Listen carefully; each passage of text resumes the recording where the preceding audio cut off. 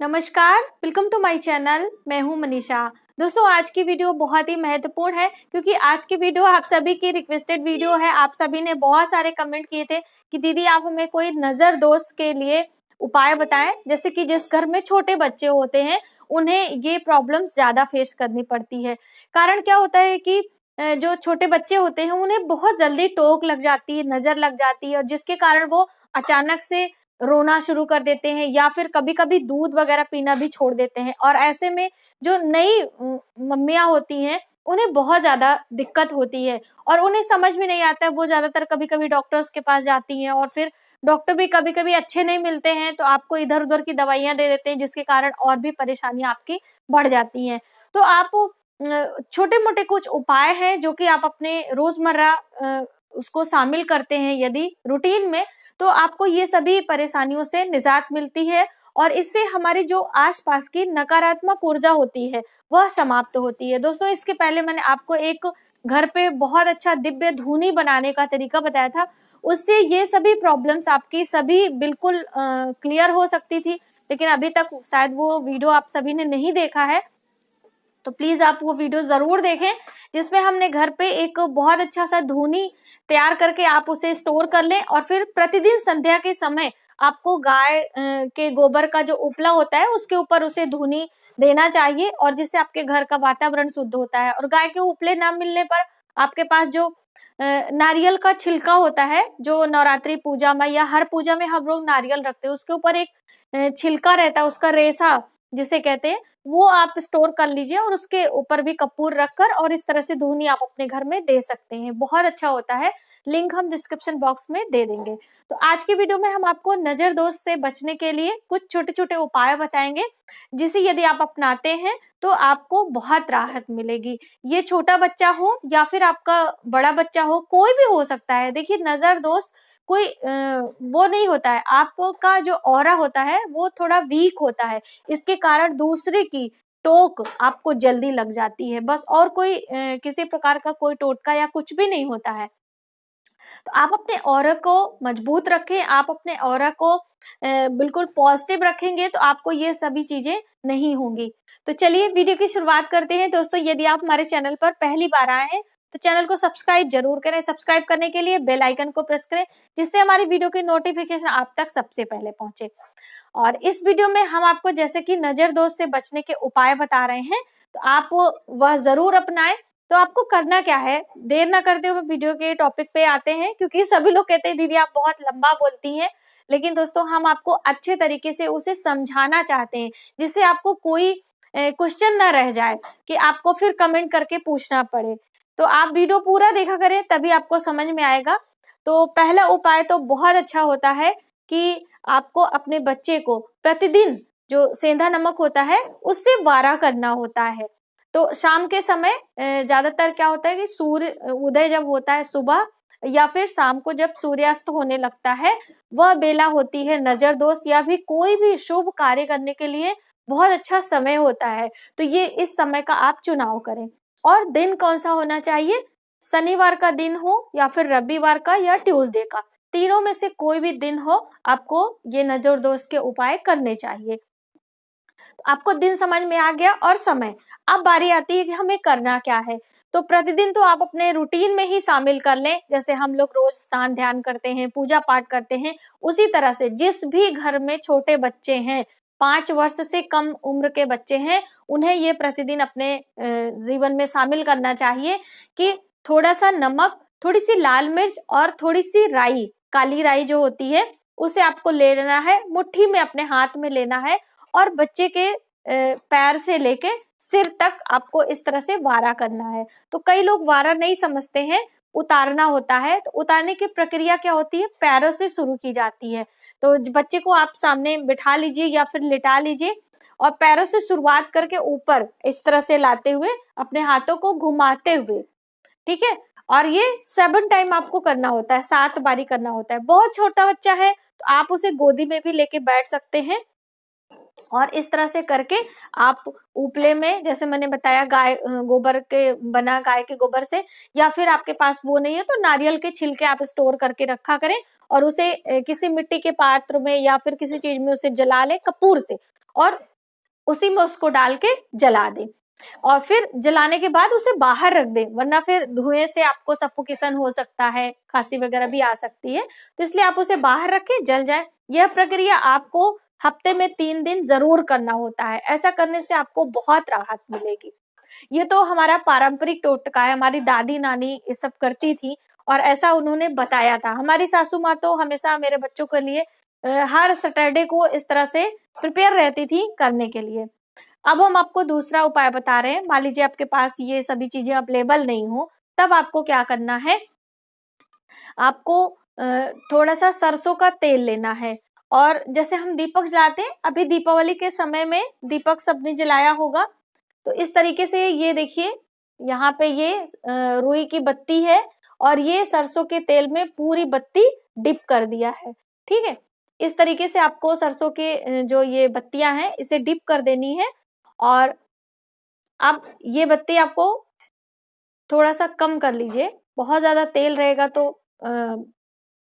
ये दिक्कत हो सकती है, कपड़े वगैरह पे जल जाती है। तो आपको 2 बत्ती लेनी होती है। जब भी हम कोई कार्य करते हैं तो सिंगल बत्तियों का इस्तेमाल नहीं करते हैं। ठीक है, अब इसे रुई लेना है, उसके अंदर आपको सरसों के तेल में अपनी रुई की बत्तियों को डिप कर लेना है। अब आपको एक लेना है पात्र, बर्तन, जिसके अंदर हमने ये पानी रखा हुआ है। कोई भी बर्तन आप ले लें।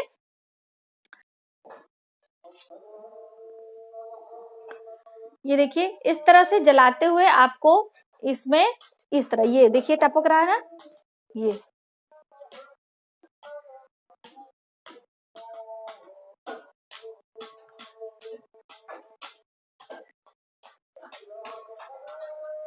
इस तरह से टपकाते हुए, ये किसी चिमटे से आप पकड़ लें, हम छोड़ दे रहे हैं वरना फिर ये हाथ जलने का चांस रहता है। तो जैसे मैंने आपको दिखाया इस तरीके से आप इस तरह से जला लें। और जलाने से पहले इस रुई की बत्ती को आपको अपने बच्चे के जिसको नजर दोष लगी हुई है उसे आपको तेल में डिप करके पूरे ऊपर से नीचे तक आपको 7 बारी वारा कर लेना है। उसके बाद किसी चिमटे से या पकड़ से पकड़ के इस तरह से जलाते हुए आपको पानी में इसकी जो लौ है उसे टपकाना है। ठीक है, बस इस तरह से करके आप इस पानी को, जो पानी है ये रुई की बत्ती जो बच जाती है उसे आप डस्टबिन में फेंक दें और ये पानी को फ्लश कर दें।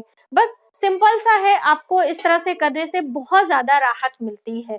और दोस्तों 2-3 बातों का आपको और ध्यान में रखना होता है कि जिसके भी घर में छोटे बच्चे हों, सबसे पहले तो बच्चों को आप काला धागा जरूर बांध के रखें। काला धागा मार्केट में रेडीमेड भी आता है जिसमें काली मोतियां लगी होती हैं और स्क्रीन पर भी हम आपको दिखा दे रहे हैं। इस तरह से हाथों में, कलाइयों में बांधा जाता है और पैरों में भी बांधा जाता है और कमर में भी बांधा जाता है, जिसे कमरबंद कहते हैं।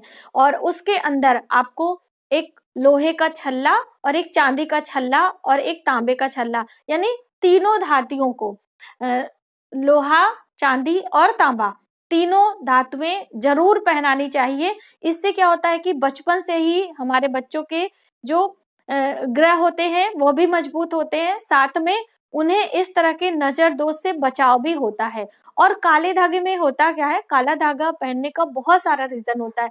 सबसे पहले तो काले धागे के जो यहाँ पे मणिबंध रेखा होती है, यहाँ पे हमेशा धागे का जब जोड़ रहता है तो बच्चे का जो वात, पित्त और कफ तीनों चीजें बैलेंस रहती हैं। क्योंकि बच्चों को कफ बहुत ज्यादा हो जाता है, सर्दी लग जाती है, तो इससे यहाँ पे यदि आप काला धागा का, मोतियों का धागा हो या फिर काला धागा बांध के रखते हैं दोनों हाथों पे, तो उनको ये सभी प्रॉब्लम्स कम फेस करनी पड़ती हैं।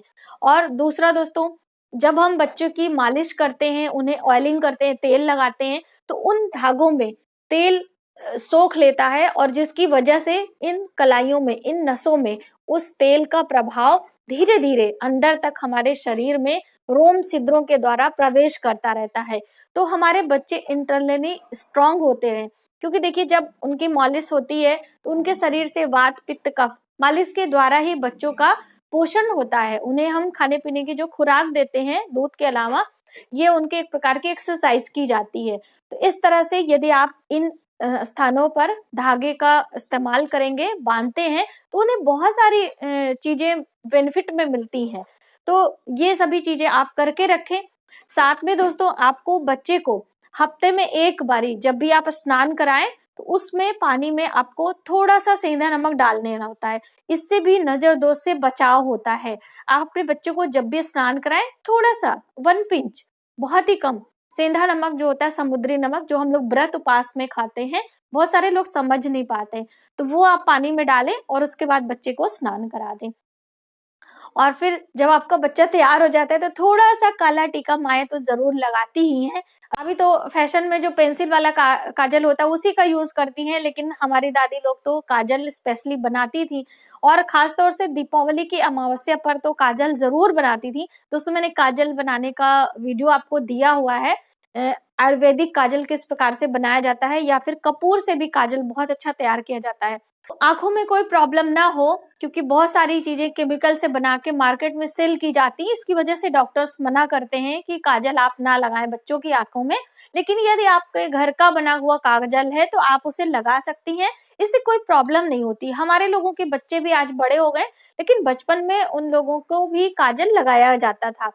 और काला टीका तो बिल्कुल लगाना बनता है। तो यदि आप कहीं बाहर लेके जा रहे हैं तो कान के पीछे, यहाँ पे गले में, ये नीचे कहीं ना कहीं आपको जरूर काला टीका लगा देना चाहिए। और स्पेशली ये कार्य माँ करती है तो वो बच्चों के लिए, नजर दोष के लिए तो बहुत ही बचाव हो जाता है। तो ये छोटे छोटे काम होते हैं कि आपको बच्चों के लिए जरूर करनी होती है। और दोस्तों आपको अपने बच्चे के गले में एक छोटा सा चंद्रमा भी पहनाना चाहिए। आपने देखा होगा कि जब भी बच्चे का अन्नप्राशन होता है या फिर छठी वगैरह होती है तो उसमें जो बुआ होती हैं वो ये सभी चीजें लेकर आती हैं और शुभ समय पे अपने हाथों से काले धागे में करके गले में पहनाती हैं। तो इन सभी चीजों को पहनाने का एक हमारे भारतीय परंपरा में उसका रीजन बताया जाता है। क्यों ही हम चीजें सजावट की रही या फिर बच्चों के ऊपर बोझ लादने के लिए ये सभी चीजें नहीं पहनाते हैं। आप इन छोटी छोटी बातों को जरूर गौर किया करिए और अपने बच्चों को यदि आप इस तरह से रखती हैं तो कभी भी नजर दोष नहीं लगती है।